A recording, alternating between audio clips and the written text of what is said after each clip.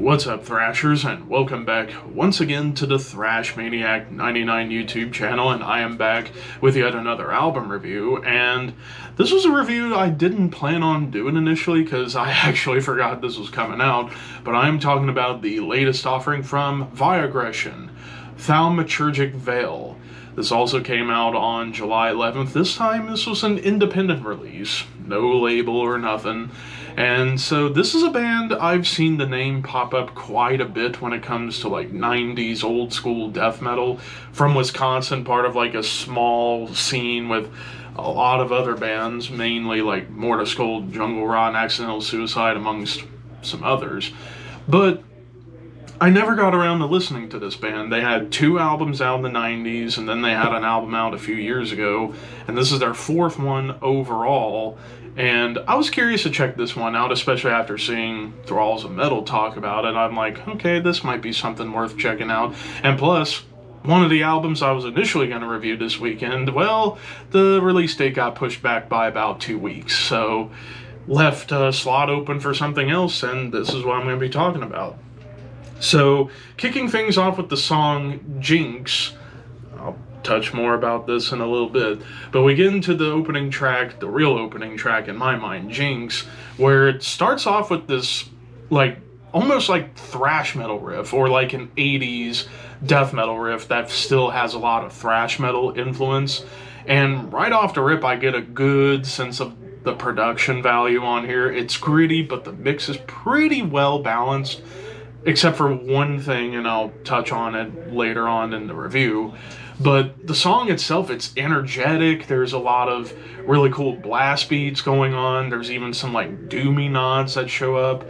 Thrashy bass line. Groovy bass as well. Like there's like thrash bass and groove bass going on here. And right out of the gate, the vocals instantly remind me a lot of John Tardy from Obituary. Like I can definitely hear a lot of Tardyisms on this album because they're just so nasty and putrid sounding. Although there will be other times where the vocals might go into the territory of Chuck Schuldiner or even Martin Van Drunen, Mark Rue, like those kind of vocalists. But for the most part, it's primarily John Tardy I hear on the vocals. So right out of the gate, this album starts off well. Then we move on into Renumeration, where you start to get some more dynamics going on, like more chuggy riffs. You also get some tremolos. Tremolo riffs all over the place on this album, but they vary them up. Like sometimes they're those like incantation apocalyptic tremolos. Other times they'll kind of go into borderline melodic death metal tremolos. No real like black metal tremolos show up here at all. But on this track in Renumeration, you also even get like a more lumbering groove, even like a twangy thrash metal riff, and then evil doom metal riffs towards the end. And then Travesty of Darkness is where you get another spice added into this album, which makes this album just go all over the place to the point where you could almost call this progressive death metal because of all the different riff changes and songwriting structures. Like Travesty of Darkness introduces dissonance, and dissonance is a thing that pops up in about half of these songs, which I really appreciate, but here it's done in like a more doom and gloom kind of sense. And then you even get like, again, some tremolo melodies that show up, and even harmonized tremolos that honestly remind me a lot of death, like circa Leprosy, Spiritual Healing, like that particular era of death. Like these harmonized tremolos definitely harken back to that for me. Pummeled, machine gun chug on top of some really cool drum accents. Thrashy again, it's groovy once more. Even the groove at the end of the track is particularly special. And then as the album keeps going, like it gets even more diverse in terms of influence and songwriting. Like Superposition, you start to get some like, dare I say, bluesy moments, like in the rhythms and then the bass, even though you have like dissonant melodies on top. Like the rhythm section feels very, very bluesy on a lot of this song. And even the opening riff, probably one of the biggest melodies of the entire album. It's actually bordering on that prog sense. Like this is really, I think, where like the prog aspect comes in a little bit more. Like, even mostly the rhythm's like a triplet thrash rhythm with wild guitars.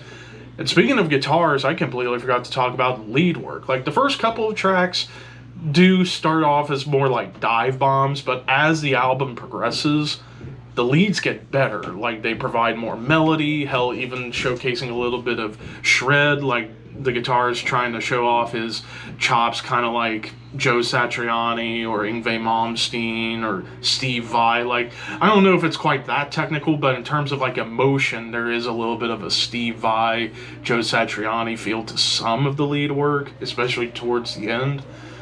But as we keep going, and then we get into Volnus Calapitarium.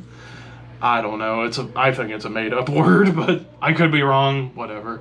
But groovy bass groove, or like a proggy bass groove, not groovy bass groove, a proggy bass groove, with some more dissonant tags on top, and then dissonant tremolos going on to kind of give it a little bit of like an immolation or an ulcerate vibe.